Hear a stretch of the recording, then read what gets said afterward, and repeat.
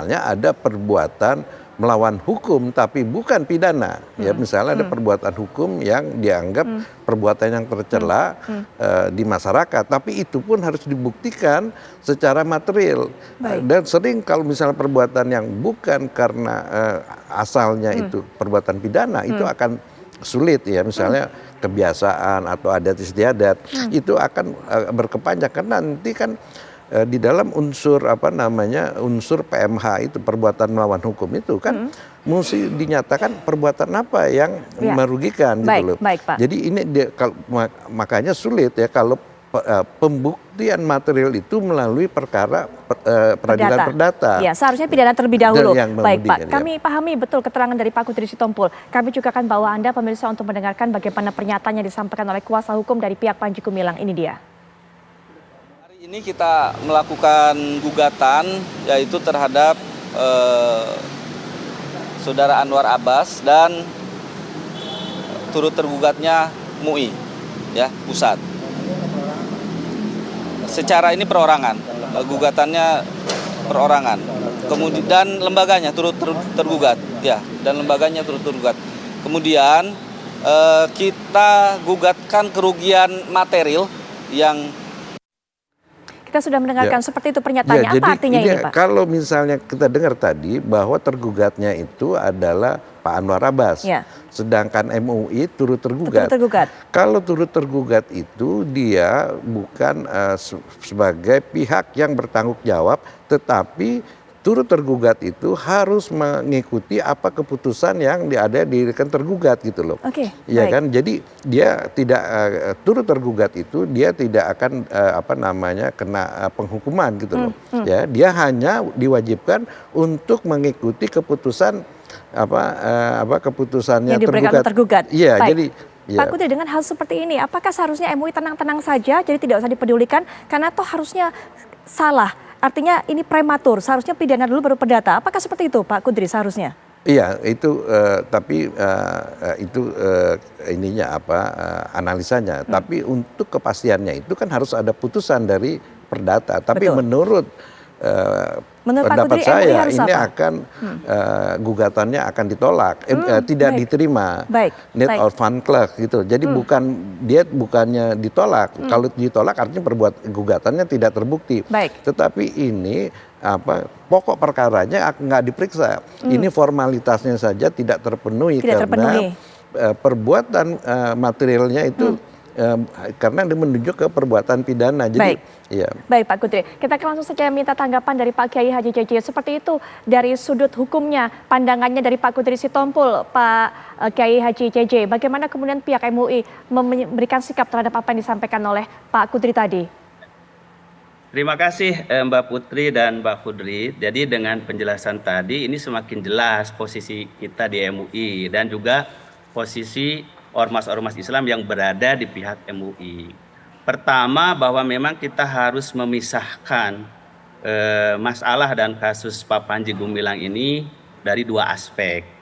Aspek pertama adalah yang jadi concern MUI, yang menjadi tanggung jawab ormas-ormas Islam, para tokoh agama, itu adalah terkait dengan sejauh mana informasi kebenaran yang dilaporkan oleh masyarakat kepada para tokoh agama, kepada MUI, bahwa ada statement-statement yang menggambarkan pemikiran, keyakinan, dan praktek keagamaan yang diterapkan oleh Pak Panji Gumilang kepada para pengikut itu dianggap bukan perbedaan tapi penyimpangan. Nah, jadi kalau perbedaan, para ulama saya kira sudah sangat paham batasan berbeda dengan batasan menyimpang. Nah, jadi jangan sampai ada menyembunyikan diri penyimpangan dalam kedok perbedaan pendapat. Jadi kaidah-kaidah tentang perbedaan dengan penyimpangan itu sudah sangat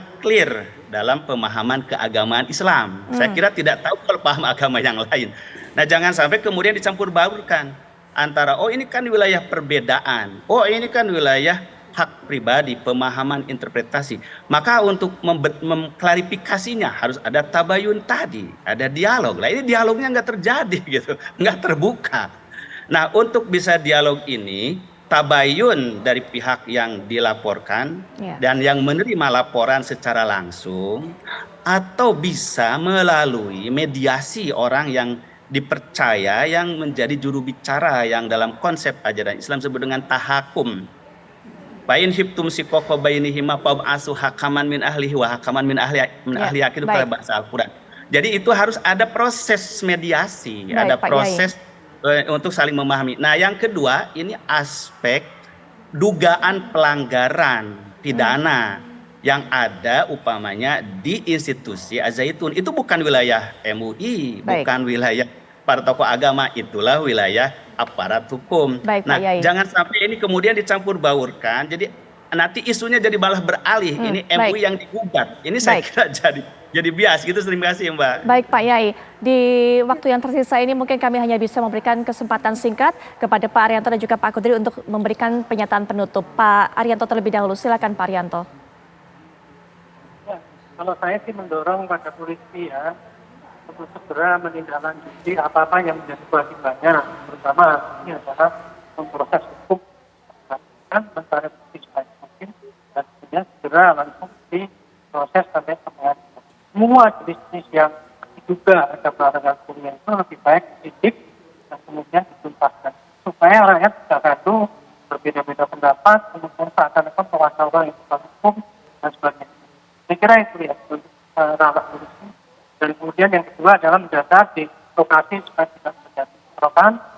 Kalau secara umum itu ranahnya MUI untuk mengkelirkan mana yang benar, mana yang salah, bagaimana cara meredakan perbedaan pendapat. Baik. Kesatuan agar. Baik Pak Arianto. Baik. Singkat juga Pak Kudri penutup. Iya, sebagaimana yang saya katakan tadi, menurut pandangan saya gugatan PMH melalui peradilan perdata ini kemungkinan akan tidak dapat diterima. Itu disingkat NO atau Need of Unclearing itu ya. Itu karena pembuktian perbuatan materialnya itu belum terbukti gitu ya. Nah, kemudian yang kedua yaitu apa yang diinginkan oleh Pak Kiai JJ tadi. Nah, di dalam proses peradilan perdata sebelum diperiksa pokok perkara, maka hakim wajib mendamaikan kedua belah pihak gitu. Berarti pertama stepnya adalah upaya mediasi ya, kan diberikan kesempatan oleh hakim pada saat itu. Bukan mediasi, tapi kalau mediasi terserah apakah tapi itu diadakan musyawarah. Kalau mediasi artinya ada pihak ketiga yang menengahi gitu ya. Tapi kalau mereka melakukan musyawarah gitu ya, apakah itu dia secara tukar pikiran atau diskusi atau apa, itu bisa. Atau juga bisa menggunakan jasa penengah, mediator dengan mediasi itu tadi. Nah, tapi memang biasanya hakim itu akan menunjuk hakim mediasi. Jadi hakim mediator yang menengahi permasalahan itu. Nah, hakim itu juga bisa menunjuk mediator ya. Siapa yang ahli agama yang menengahi kedua ahli agama ini begitu. Baik. Pak Kudri, terima kasih sudah memberikan penjelasan kepada kami, sangat clear sekali bagaimana kemudian posisi hukum dari gugatan perdata yang diajukan oleh Panji Gumilang tadi melalui penjelasan Pak Kudri. Pak Arianto juga terima kasih, kita juga dapatkan apa yang harus dilakukan oleh pihak kepolisian. Kemudian juga terima kasih Pak Kiai Haji JJ sudah memberikan informasi kepada kami apa tindakan dan juga harapan yang dilakukan oleh MUI. Selamat malam kepada para narasumber semuanya. Wassalamualaikum warahmatullahi wabarakatuh.